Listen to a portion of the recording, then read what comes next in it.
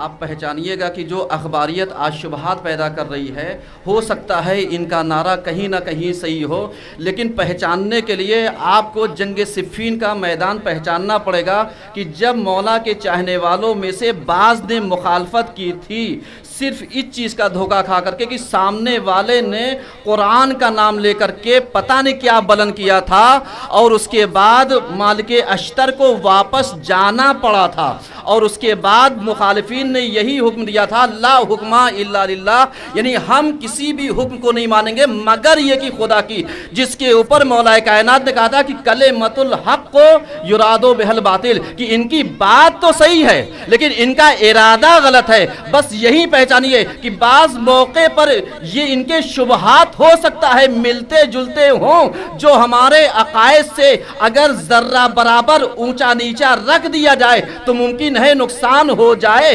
لیکن اگر ان کے منشات کو سمجھ لیا جائے تو نوجوانوں کے پھسلتے ہوئے قدم کو بچایا جا سکتا ہے۔ اس لیے کہ جتنا خطرہ جو تھا مولا کائنات کے چاہنے والے کی جو نہروان کی صورت میں آئے تھے کسی اور سے نہیں ہوا تھا، اس لیے کہ مولا کائنات نے جب جنگ نہروان کی ہے تو اس میں سے سب مارے گئے تھے، چند بچے تھے، لیکن آج دیکھیے انہی نہروانیوں میں سے کتنے ناسوی پائے جاتے ہیں کہ جو اہل بیت کے اوپر سب و شتم کرتے ہیں۔ تو اب اگر اخباریت کے بڑھتے ہوئے قدم کو روکا نہیں گیا تو یہ سمجھ لیجئے کہ آنے والا زمانہ ایک دن وہ آئے گا کہ جہاں پر یہ آپ کا امامہ نہیں ہوگا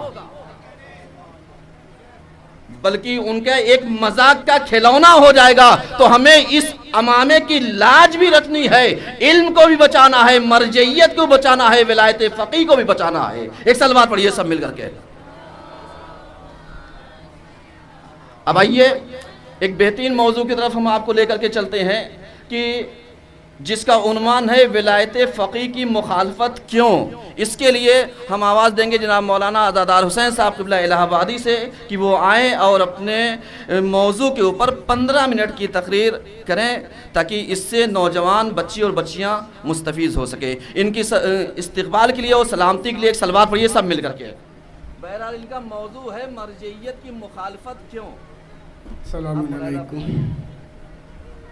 اعوذ باللہ من الشیطان الرجیم، بسم اللہ الرحمن الرحیم، الحمدللہ رب العالمین والصلاة والسلام علی رسولہ الکریم وعلی اہل بیتہ الطیبین الطاہرین المعصومین المظلومین ولعنۃ الدائمہ علی اعدائہم اجمعین من الآن الى قیام یوم الدین، اما بعد فقد قال اللہ الحکیم فی الکتاب الکریم، بسم اللہ الرحمن الرحیم، انما یخشی اللہ من عبادہ العلماء۔ صلوات بر محمد و آل محمد۔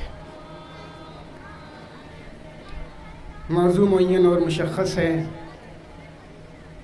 گفتگو مختصر سی، وقت مختصر، مسلسل علماء ذوی الاحترام اپنے موضوع پہ گفتگو کرتے رہے، اور یہ سب موضوع ایسے تھے کہ واقعاً ان موضوع پہ گفتگو ہونا چاہیے، لیکن مرجعیت کی مخالفت کیوں، یہ ایک ایسا موضوع ہے جو آج تک حل نہ ہو سکا۔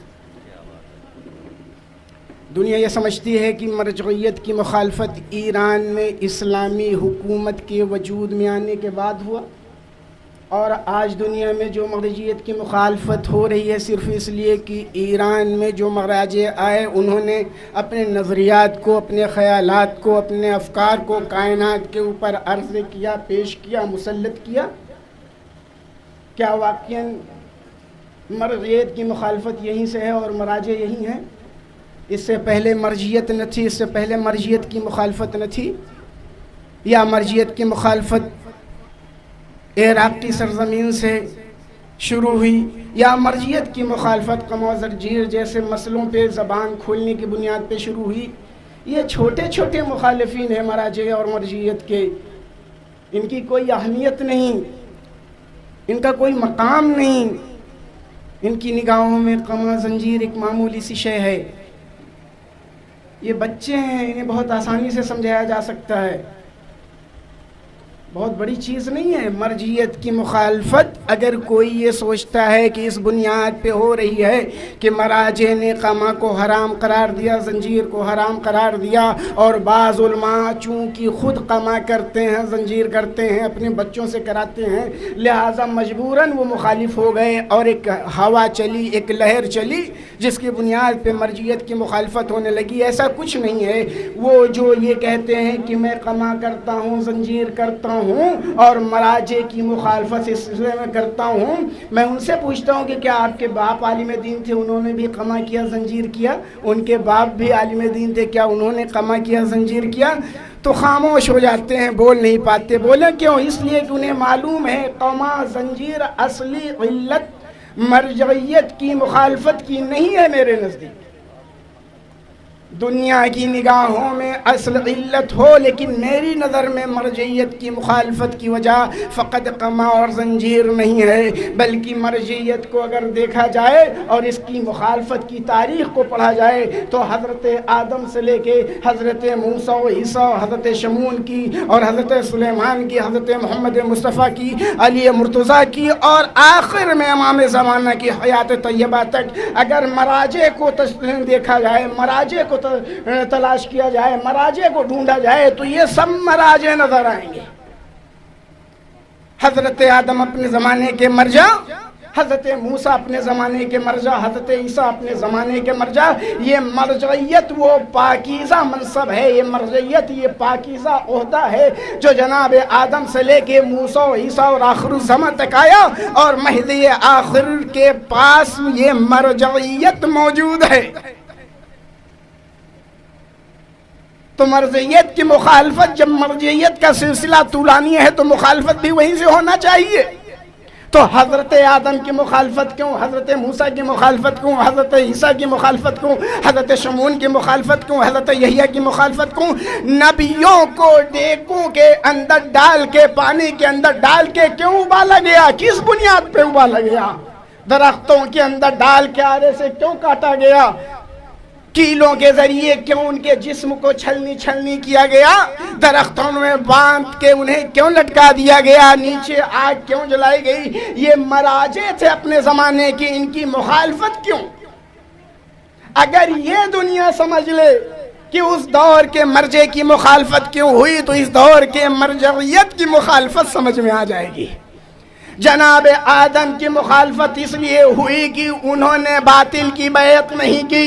حضرت عیسیٰ کی مخالفت اس لیے ہوئی کہ انہوں نے اپنے دور کے باطل کے سامنے سر نہیں جھکایا. جناب موسیٰ عیسیٰ شمون جیسے نبی, حضرت آدم کے بعد خاتم تک یہ سلسلہ, اور پھر علی مرتضیٰ, امام حسن, امام حسین, سبھی اماموں کی حیات طیبہ کو دیکھ لیجئے. ان کی مخالفت صرف اس بنیاد پہ ہوئی کہ انہوں نے اپنے زمانے کے ظالم کے سامنے سر کو خم نہیں کیا. معلوم ہوا کہ جہاں جہاں بھی حقیقی معنوں میں مرجعیت نظر آئے گی وہاں کردار آدم و موسیٰ و عیسیٰ نظر آئے گا, اور جہاں موسیٰ و عیسیٰ کا کردار نظر آئے گا وہاں اگر مخالفت نظر آئے گی تو مخالف میں فرعون و شداد و حامان و یزید نظر آئیں گے.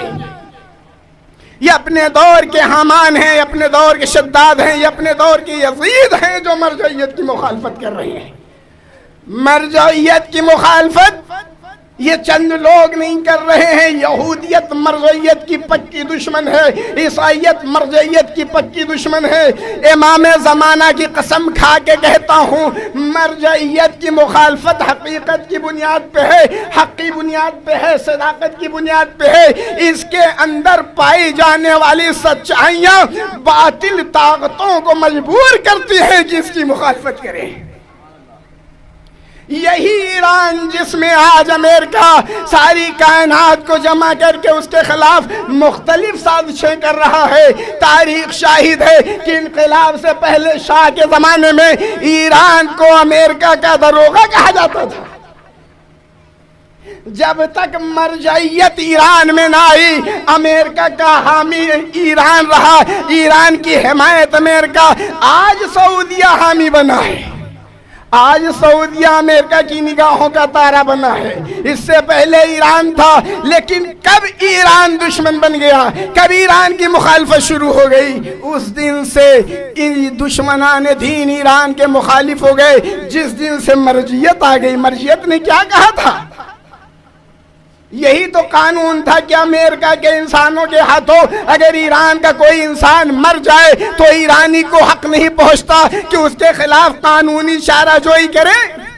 ایک ایرانی کو امریکن قانون نے شاہ سے ملنے کے بعد حیوان سے بھی بدتر بنا دیا تھا. مرجعیت نے آنے کے بعد اس شرف کو، اس بزرگی کو، اس مقام کو، اس وقار کو جسے شاہ نے انسانوں سے چھین لیا تھا، مرجعیت نے عطا کیا. اور جب مرجعیت نے عطا کیا تو پھر فرعونیت بیدار ہو گئی. اب پوری دنیا میں ایران سے بڑا امریکہ کا کوئی دشمن نہیں، ایران سے بڑا اسرائیل کا کوئی دشمن نہیں، سعودیہ سے بڑا ایران کا کوئی دشمن نہیں. کیوں؟ اس لیے کہ مرجعیت مظلوموں کی حامی ہے اور یہ سب مظلوموں کے دشمن ہیں. ایران کے اوپر بندشیں اس بنیاد پہ ہیں، یا لفظوں کو بدل کے یوں کہہ دوں کہ حکومت مرجعیت کے اوپر بندشیں اس بنیاد پہ ہیں کہ اس نے انہیں قبول نہیں کیا جسے دنیا قبول کر رہی ہے. سعودی عربیہ 37 مظلوموں کو قتل کر دیا، پھانسی دے دیا. نہ جانے کتنے روز قتل ہوتے ہیں، دنیا خاموش ہے. اور ایران پہ بندشیں صرف اس بنیاد پہ کہ اگر انہوں نے اس اسلحے کو حاصل کر لیا جو طاقتور اسلحہ ہے تو دنیا خطرے میں آ جائے گی، انسانیت خطرے میں آ جائے گی. روز انسانوں کو قتل ہو رہا ہے، دنیا نہیں بول رہی ہے. وہاں ابھی قتل نہیں ہوا، مخالفت. حقیقت یہ نہیں ہے، حقیقت وہی ہے جو جناب موسیٰ اور فرعون کے درمیان تھی. وہ ظالم تھا، چاہتا تھا کہ خاموش رہ کے موسیٰ میری حمایت کر دیں. موسیٰ نے آگے بڑھ کے آواز دی، یہ شان امامت کے خلاف ہے کہ ظالم کی حمایت کرے. آج مرجعیت میں یہی شان پائی جاتی ہے کہ وہ باطل کی حمایت نہیں کرتی اور مجیت کی اسی بنیاد پہ مخالفت بھی ہو رہی ہے. ورنہ کہاں تھے یہ اخباری، کہاں تھے ان کے آقا، کہاں تھے ان کے مولا، کہاں تھے ان کے چاہنے والے، کہاں تھے فقط حدیثوں کو حجت جاننے والے، قرآن کو حجت جاننے والے. آئے بتائیں، جب مشہد مقدس کی وادی سے اور نجف کی وادی سے دو سیدوں نے کوئی آواز بلند نہیں کی اور دشمنوں کا لشکر دمشق تک آ گیا، بغداد تک آ گیا، کہاں تھے یہ سب؟ کیا ہو گیا تھا انہیں؟ کیا انہیں سانپ نے ڈس لیا تھا؟ خاموش کیوں بیٹھے ہوئے تھے؟